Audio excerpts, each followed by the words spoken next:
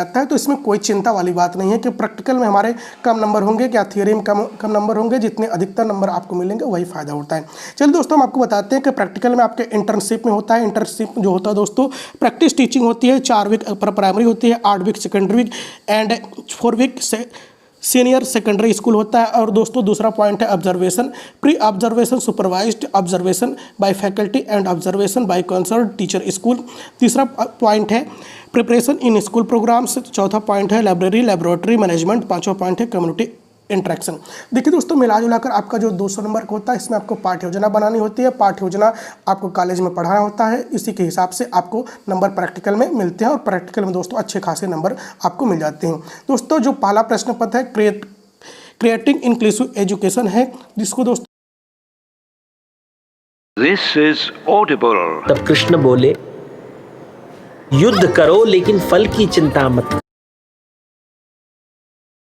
तो हम कहते हैं समावेशी शिक्षा का सृजन। दोस्तों समावेशी शिक्षा का सृजन यह आपका पहला पेपर है, जिसमें 4 इकाई है। पहला इकाई में समावेशी शिक्षा के लिए तैयारी।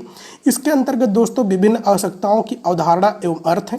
अगला पॉइंट है विभिन्न आवश्यकताओं को पूरा करने के लिए शैक्षिक उपागम और मापन। अगला पॉइंट है उपचारात्मक शिक्षा की अवधारणा। विशिष्ट शिक्षा, यहाँ से अधिकतर प्रश्न पूछे जाते हैं। समन्वित शिक्षा, एकीकृत शिक्षा और समावेशी शिक्षा, यहाँ से अधिकतर प्रश्न पूछे जाते हैं। अगला पॉइंट है दोस्तों भारत में मौजूदा विशिष्ट एकीकृत और समावेशी शिक्षा का संक्षिप्त विवरण। अगला पॉइंट है समावेशी अधिगम अनुकूलन कक्षाओं का निर्माण, समावेशन की बाधाओं को काबू करना। अगला पॉइंट है समावेशी अभ्यास व्यवहार का निर्माण और बढ़ावा देना। अगला पॉइंट है विभिन्न आवश्यकताओं जरूरत वाले बच्चों के समावेशन में शिक्षक, अभिभावक और अन्य सामुदायिक सदस्यों की भूमिका। अब दोस्तों इकाई 2 में हम आते हैं विभिन्न आवश्यकताओं, विभिन्न जरूरत वाले बच्चों और संसाधनों का उपयोग। पहला है इंद्रग्राही। इंद्रग्राही में दोस्तों ज्ञानेंद्रिय 5 होती है। सुनना, देखना और शारीरिक अक्षमता इसमें आती है। बौद्धिक, प्रतिभाशाली, कुशाग्र, बुद्धि बालक, मंद बुद्धि बालक, विकासात्मक विकलांगता, अक्षमता, स्वलीनता, मस्तिष्क पक्षाघात, अधिगम अक्षमता। अधिगम अक्षमता दोस्तों हर बार एक क्वेश्चन जरूर ही पूछा जाता है, जिसके बारे में हमने वीडियो बना कर रखा है और आपको प्लेलिस्ट में मिल जाएगा। सामाजिक और सामूहिक समस्या, शैक्षिक पिछड़ापन, कम उपलब्धि, मंद अधिगमकर्ता, विशिष्ट स्वास्थ्य समस्याओं से युक्त बालक, वातावरणीय पारिस्थितिकी कठिनाइयां और सीमांत समूह से संबद्ध बालकों की अवधारणा और विशेषताएं।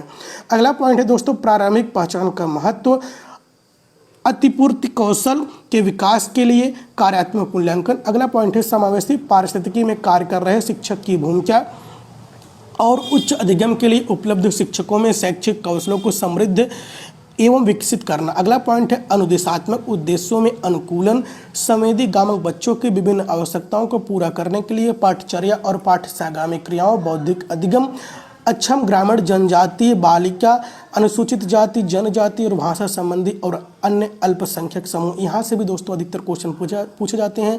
अगला पॉइंट है अधिगमकर्ता की विभिन्न आवश्यकताओं को पूरा करने में तकनीकी प्रौद्योगिकी की भूमिका।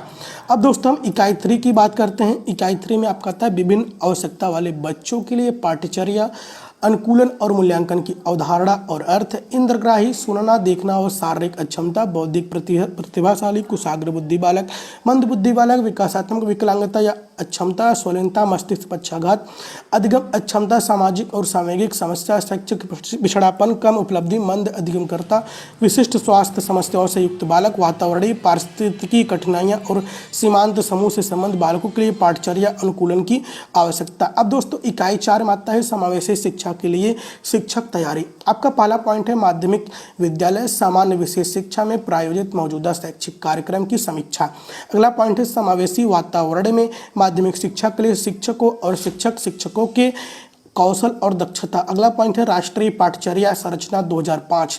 दोस्तों राष्ट्रीय पाठचर्या संरचना एनसीएफ 2005 से क्वेश्चन हर बार जरूर पूछे जाते हैं। और दोस्तों शिक्षक तैयारी और कार्य संपादन के तरीकों के लिए पाठचर्या एक समावेशी शिक्षा, शिक्षक और शिक्षकों की भूमिका, जिम्मेदारी और व्यावसायिक नैतिकता। अगला पॉइंट है समावेशी शिक्षा कार्यक्रम में शिक्षक तैयारी कार्यक्रम के सुधार के लिए मूल्यांकन और अनुवर्ती कार्यक्रम। तो दोस्तों यह आपका पहला प्रश्न पत्र था। अब दूसरा प्रश्न पत्र में जेंडर, स्कूल एंड सोसाइटी आ जाती है। अब दोस्तों जेंडर, स्कूल एंड सोसाइटी, लिंग, विद्यालय और समाज का प्रश्न पत्र हम देखते हैं। इसमें दोस्तों 4 इकाई होते हैं। पहले इकाई में लिंग और वर्ग आते हैं। पहला है मनोवैज्ञानिक और सामाजिक दृष्टिकोण। अगला है पूर्ण नारीवाद, लिंग, पितृसत्ता जनन प्रौद्योगिकी मातृत्व। अगला पॉइंट है समाजवादी, नारीवाद, वर्ग, लिंग विभाजन। अगला पॉइंट है भारतीय नारी, परिवार, जाति, वर्ग, संस्कृति, धर्म और सामाजिक व्यवस्था। अब दोस्तों इकाई 2 की हम बात कर लेते हैं। इकाई 2 में लिंग का सामाजिक निर्माण, जिसमें सामाजिकरण, परिवार, लिंग, पहचान, माध्यम, लिंग, भूमिका और रूढ़िवादिता, वर्ग, जाति, समुदाय, लिंग संबंधी। अगला पॉइंट है महिला शिक्षा और कानून। यहाँ से भी क्वेश्चन अधिकतर पूछे जाते हैं।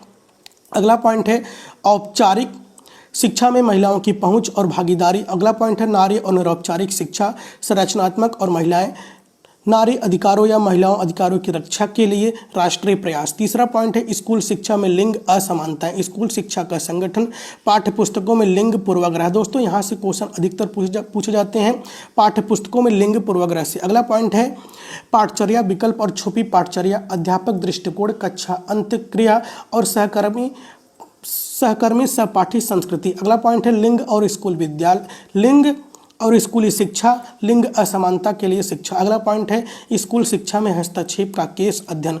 अगला पॉइंट है परिवर्तनों के आयु और क्षेत्र का प्रतिबिंबन गहन चिंतन। दोस्तों यहाँ से भी अधिकतर क्वेश्चन पूछे जाते हैं। अब दोस्तों इकाई 4 महिलाओं के शिक्षा और सशक्तिकरण से अधिकतर क्वेश्चन पूछे जाते हैं। अवधारणा और महत्व, महिलाओं और सतत विकास, पर्यावरण के रक्षक के रूप में। देखिए दोस्तों पर्यावरण की रक्षक के रूप में महिलाओं की विशिष्ट भूमिका से अधिकतर क्वेश्चन पूछे जाते हैं। अगला पॉइंट है अपशिष्ट प्रबंधन और महिलाएं, यहाँ से भी अधिकतर क्वेश्चन पूछे जाते हैं। अगला पॉइंट है श्रमिक के रूप में महिलाएं। तो दोस्तों ये था आपका 3rd सेमेस्टर। अब दोस्तों हम बात कर लेते हैं 1 मिनट 4th सेमेस्टर की। 4th सेमेस्टर में पाठ्यक्रम में